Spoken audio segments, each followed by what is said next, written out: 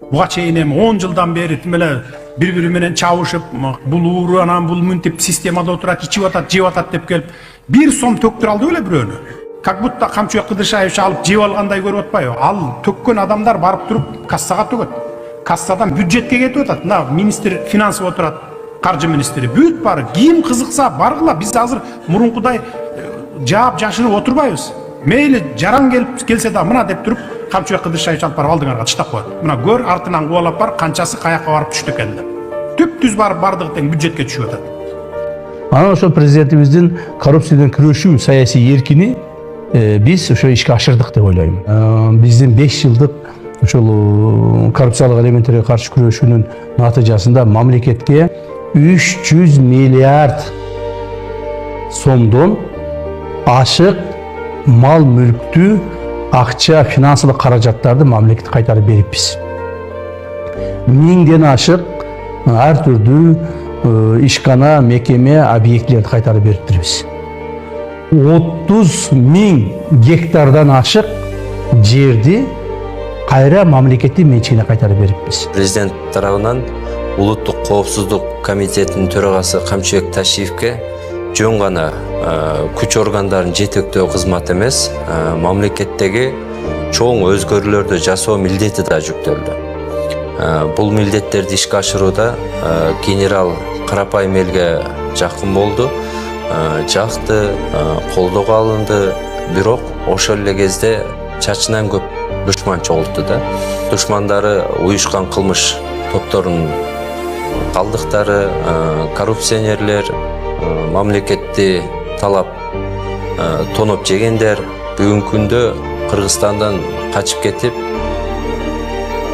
алыста. Ассаламу алейкум, жалпы кыргыз элим. Сиздерден жардам сурап кайрылып жатамын. 3 баланын жалгыз бой энесимин. Ортончу балам Умар 6 жашта, диагнозу ДЦП, врожденный паралич. Кайдыгер карабаган кыргыз элим. Уулум Умарга жардам бериңиздер. Балдарыңыздар оорубасын. Жараткан Аллах Таала өзүнөн башка эч кимге муктаж кылбасын. Уулум Умардын жок дегенде отуруп калышына жардам бериңиздер.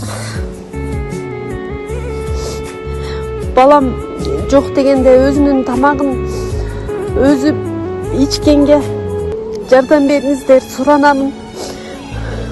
Уулум Умарды таштабаңыздар.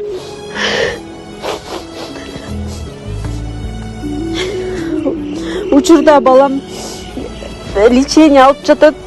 Баламдын алган лечениясы токтоп калбаш үчүн жардам бериңиздер, суранамын.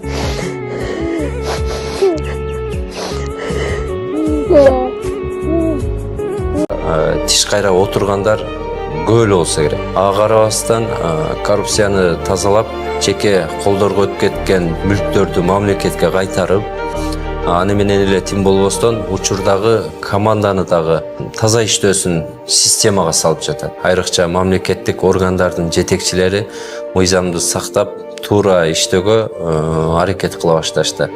Мына генералыбыз Кыргызстанды бүт аймактарын кыдырып келип атат. Ошол жерде күтүүсүз текшерүүдөн кийин бир топ мыйзам бузуулар чыгып атат. Бул ошол башка аймактагы жетекчилерге дагы сигнал, чоң жоопкерчилик, дагы ошол жөнөкөй эл тарабынан дагы генерал биздин аймакка келип кетсе экен дегендей мындай кайрылуулар көп түшүп атат. Балдарыма эч качан көп байып кетишти, көп байлык топтошту, уруксат бербейм.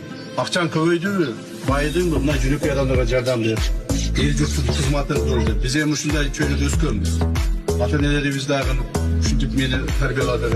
Мен да балдарын ушинтип тарбиялап келатам. Ташиевдин үй бүлөсүнө Алла ыраазы болсун. 2 айга жетпей башты үй бүттү. Бирөө жазып атат. Бул Томас деген укмуш байып кетти, кыйын болуп кетти. Эч нерсе байыган жок. Мында айтпайын силерге. Бурда билесиздер, мен өзүм бая бизнес кылып, чогултуп жүргөн, иштеп жүргөм. 2017-18 жылдары бүт бизнесибизди сатканбыз. 30 ай автозаправка станцияларда эле. bir nefti bazamız var ele, bir nefti перегонный нефть перерабатывать заводumuz var ele. Барын 2018 жылы сатқанбыз. Ошондо керек болду. Ошондо 6 заправка калган. 6 заправка. 2019 жылы 6 заправка калган. Бүгүнкү күнгө чейин ошо 6 заправканы эле иштетет. Кече күнү бирөө жазып чыгып Томастын 50 заправкасы бар экен. Андай жок. Ол 6 болгон, 6 деле иштетет. Шайыштын баласы Таймураз келип, «2 айда салып берет» деп айткан сөзүнө туруп, күн сааты менен 2 ай, ровно 2 айда бүтүрүштү. Асмандан түшүп, жерден чыгып, же болбосо бирөөдөн тартып алган эмес, өзүнүн эмгеги менен тапкан ошо кирешесинен мынтип жардам берип атат. Камчыбек Ташиевдин уулу Таймураз үйүңүзгө чоң рахмат, Алла ыраазы болсун. Ушундай бизге окшогон insanlarga жардам бергендиги үчүн чоң рахмат.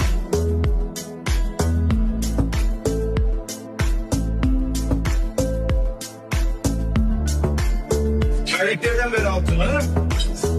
Çaylıklardan koyuyorsun. Çaylık kalktı süylöşüp, janagı желдин арасына ар түрдүү жаман нерселер таркатканга аракет кылгандар. Ошолор бирөөсү бир ташты көтөрүп койбойт. Бирөөсү бир ташты көтөрүп же бирөөгө бир жардам берип койбойт. Ошон үчүн аларга ишенбестен болгон ишке, кылынып аткан ишке көзү менен көрүп, кармаган ишке ишениш керек деген ойдомун да. Мен Камчыбек Ташиевдин уулу баламын. Дел ушул жылга кирди, биз күтүүсүздөн эле киргенде эле ушул үйдү бүгүндөн баштап сиздердики жол жумшак жашаңыздар дегенде ушундай бир жаш чыкты. Ал жашты мен азыр айта албайм да.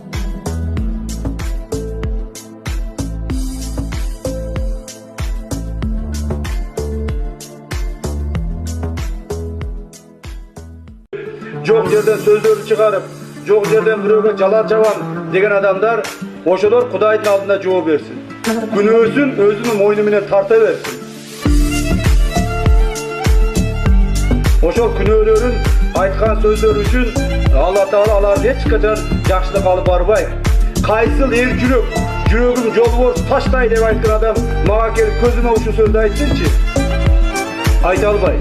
Себеби андай эч кандай себеп жок. Ошентип жаман сөздөрдү чыгарып, ийинен чыкпай, отуруп алып ар нерселерди токуп отура беришет. Ошондуктан биз эркекпиз, эркектик намысыбызды аткарышыбыз керек.